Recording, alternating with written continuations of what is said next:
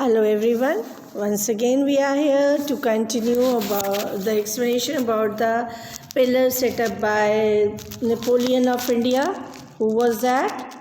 Who was Napoleon? Who was known as Napoleon of India? It was Chandragupta's son, Chandragupta's first son, Samudragupta, the ruler of Gupta Empire. तो हम पिछले session में बात करते हैं about the pillar setup by him in Allahabad. And in this he means about this pillar we were talking in the previous session, and I was telling you about the different lines and what they describe. And हमने बात करी थी 19 to line 90 to 20, then 21 to 23, then about 22, in which it was described that he defeated 5 neighboring states including Assam, Coastal Bengal, Nepal and number of Gana Sangha in the northwest.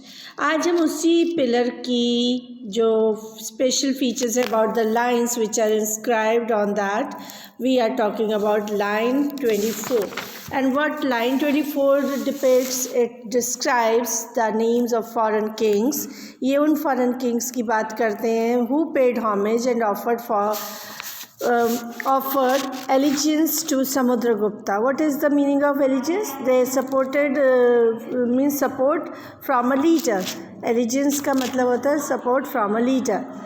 And not only that, they also had offered the hands of their daughters. और इसके साथ साथ उन्होंने सिर्फ उनको king को homage, respect देना या उनको अपना लीडर मानना ही काफ़ी नहीं था. At the same time, they offered the hands of their daughters in order to show him respect, means for marriage alliance. They offered their daughters hands to him. These include the descendants of Kushana dynasty और Shakas dynasty जो कि ruler of Sri Lanka थे. उनके descendants की तरफ से ये starting हुई, ये offer रखी गई that they offered the hands of their daughter. अब हम पढ़ते हैं genealogy. What is the meaning of genealogy? I have written here the study of family including the ancestral history. इसका मतलब हुआ जीनियोलॉजी का मतलब the family study of family in पूरी फैमिली हिस्ट्री की स्टडी करना including the ancestors means who are not present today, they were there, जो हम उनको हिंदी में कहते हैं हमारे पूर्वज. तो मोस्ट प्रीशियस चीज also mention the ancestors of ruler like the हरिसेनस. ज़्यादातर इंसेस्टर्स हरिसेनक और उसके जैसे इंसेस्टर्स के बारे में बताते हैं. द प्रशस्ति एट रेवा रिकॉर्ड्स. अगर हम रेवा विच इज़ एन MP, अगर हम रेवा रिकॉर्ड्स देखें तो वहाँ पे हमको जीनियोलॉजी मिलेगी, फैमिली हिस्ट्री देखने को मिलेगी अबाउट गुप्तास. द प्रशस्ति मेंशन समुद्रगुप्तास ग्रेट ग्रैंडफादर. इस प्रशस्ति में समुद्रगुप्ता के ग्रेट ग्रैंडफादर का जिक्र है, ग्रैंडफादर का है एंड फादर एंड मदर का. His mother Kumara Devi, underline करेंगे, his mother Kumara Devi belong to the Lichchhavi gana को बिलोंग करती थी समुद्रगुप्ता की mother. While his father Chandragupta was the first ruler of Gupta empire. Gupta dynasty के फर्स्ट रूलर थे Chandragupta first. And to adopt the grand title of Maharaja Adhiraja. और ये ही was the first ruler of Gupta dynasty means Chandragupta II. He adopted the grand title of Maharaja Adhiraja, जो कि सबसे बड़ा title होता था किसी किंग के लिए, and a title that Samudragupta also used. और आगे चलकर यही टाइटल समुद्रगुप्ता को भी मिला. His great grandfather and grandfather are mentioned simply as Maharajas, जबकि समुद्रगुप्ता के ग्रैंडफादर और grandfather they were simply known as Maharajas. It seems as if the family gradually rose to importance. ऐसा लगता है कि उनका जो डायनेस्टी थी, फैमिली की जो इम्पोर्टेंस थी, इट ग्रेजुअली धीरे धीरे it rose. It seems that it rose gradually, धीरे धीरे वो आगे बढ़ी. मीन्स धीरे धीरे means they started as this dynasty started as normal rulers, but after that means next generation, means their coming generations, they got the grand title of Maharaja Adhiraja. Samudragupta in turn figures the genealogy. और समुद्रगुप्ता के बाद हम देखते हैं कि उनकी जो genealogy है उसके बारे में हम और जानते हैं. It seems as if the family gradually rose to importance. Samudragupta in turn figures in the genealogy list of ancestors of later rulers of dynasty. अगर समुद्रगुप्त का को देखें के लिए जाने तो उनके बारे में हम ये कह सकते हैं that he came in this genealogy list, his list of ancestors in the later rulers में वो काउंट हुए. सच एज हिज सन, उसके बाद उनके लेटर रूलर्स में उनके सन को काउंट किया गया, Chandragupta second. We know about him from inscription and coins. Chandragupta second के बारे में हमको इंस्क्रिप्शंस और कॉइन्स के से पता चलता है जो कि हमें वहाँ पर आर्कियोलॉजिस्ट को वहाँ पर मिली. He led an expedition to western India. Expedition means उन्होंने अपने आप को आगे बढ़ाया, लॉन्ग जर्नीज करी, वो खोज में निकले. Means to western India where he overcome the last of Shakas, जहाँ उन्होंने शाकास को डिफीट किया. According to later belief, overcome means defeat किया. According to later belief, his court was full of many scholars and poets. और अगर हम ज़्यादा जब स्टडी करते हैं तो हमें पता चलता है कि आगे चलकर समुद्रगुप्ता के कोर्ट में means it was full of many scholars and poets. उनके कोर्ट में बहुत सारे स्कॉलर्स और पोइट्स हुए, including Kalidasa and Aryabhata. Aryabhata, we know about him that he was the mathematician, he was the astrologer, and he was the person who introduced zero. And Kalidas, he is the poet of Abhigyan Shakuntala.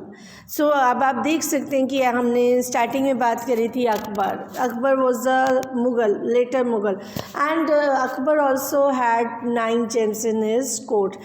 Same way, this person, this Samudragupta has this power that he also has 9 gems, 9 jewels in his court, जिसको कहते थे Navratna, Harshavardhana and the हर्ष चरित्रा. आज हम पढ़ेंगे हर्षवर्धन के बारे में.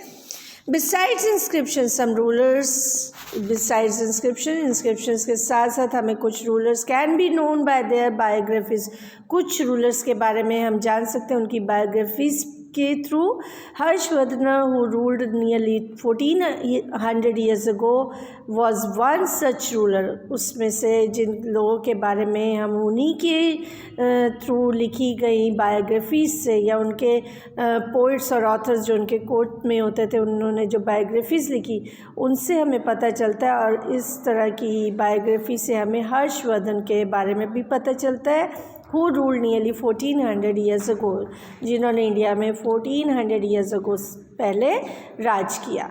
was one such ruler. his court poet बाण भट्ट, अंडरलाइन करेंगे, उनके कोर्ट में एक कोर्ट पोइट अपॉइंटेड थे Bana Bhatta. He wrote his biography, underline करेंगे, Bana Bhatta wrote his biography Harsha Charita which reveals information about the life of the king, जो उनकी लाइफ के बारे में बहुत सारी इंफॉर्मेशन रिवील करते हैं.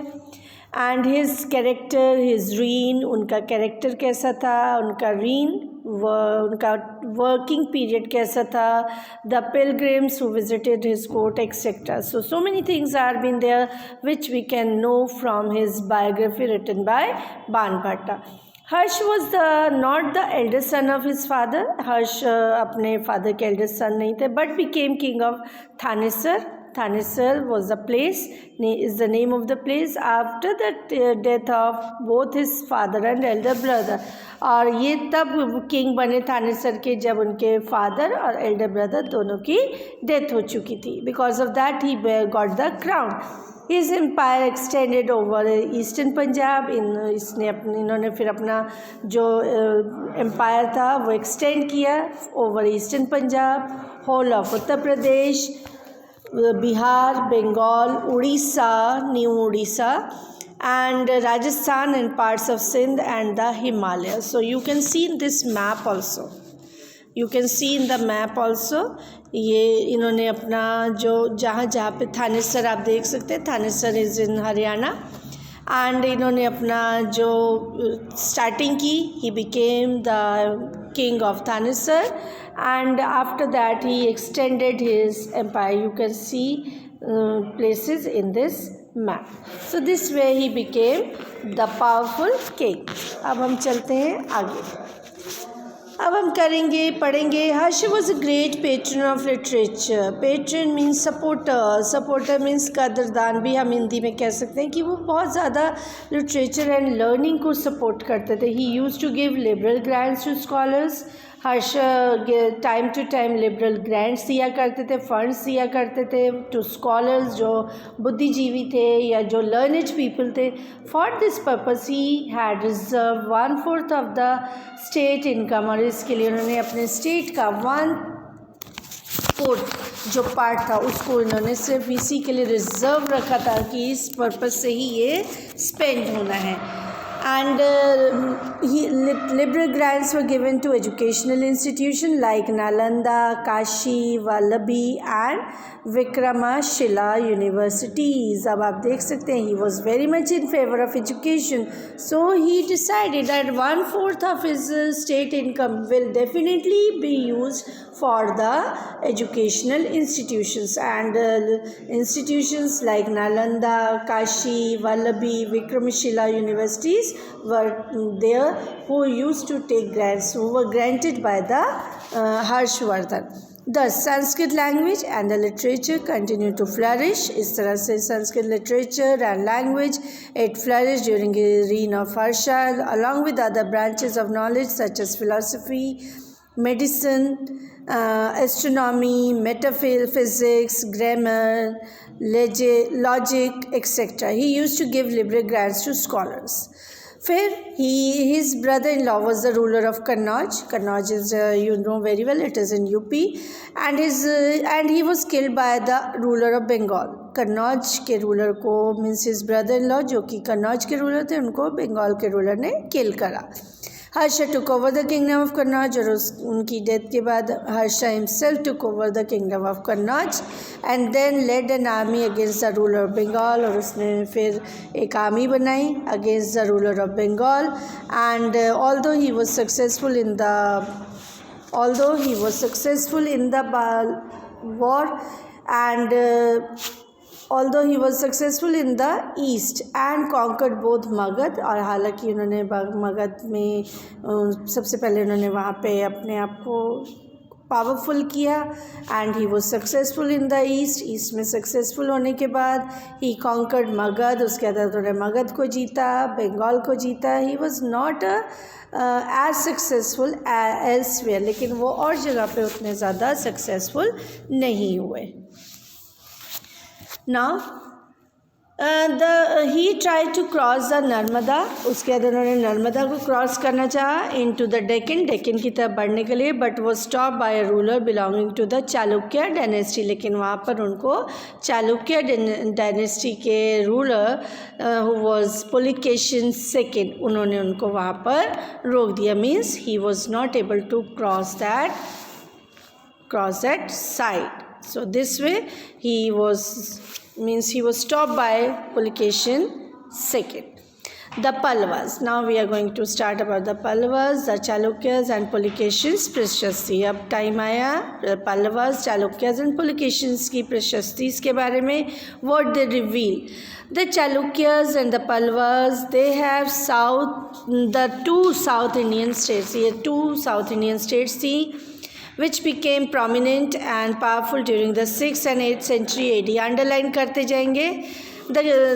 During the 6th and 8th century AD, the kingdom of the Pallavas spread from the Rhine around their capital Kanchipuram.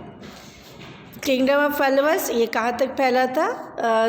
उनके कैपिटल कांचीपुरम के चारों तरफ. To the Kaveri Delta तक, while that of the Chalukyas was centered, लेकिन Chalukyas का centered कहाँ तक था? रायचूर, दोआब और between the rivers Krishna and the Tungabhadra.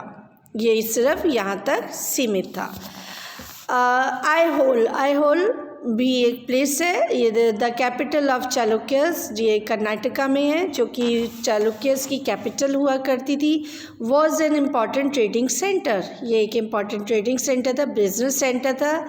It it developed as a religious center. इसके साथ साथ ये एक religious center की form में भी develop हुआ with a number of temples. और अगर आप कभी जाएं तो you will be able to see so many temples there because that time so many temples, number of temples were developed there.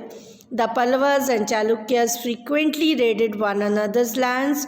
Chalukyas और Pallavas लगातार एक दूसरे की लैंड्स को कैप्चर करने की कोशिश करते रहे, अटैक करते रहे एक दूसरे के ऊपर, specially attacking the capital city, specially एक दूसरे की कैपिटल सिटीज़ पर, which were very prosperous towns because they were prosperous towns. And today this much I am taking, and in next session we'll continue with the left part and we'll take the concluding part in the next session. Thank you and have a nice day.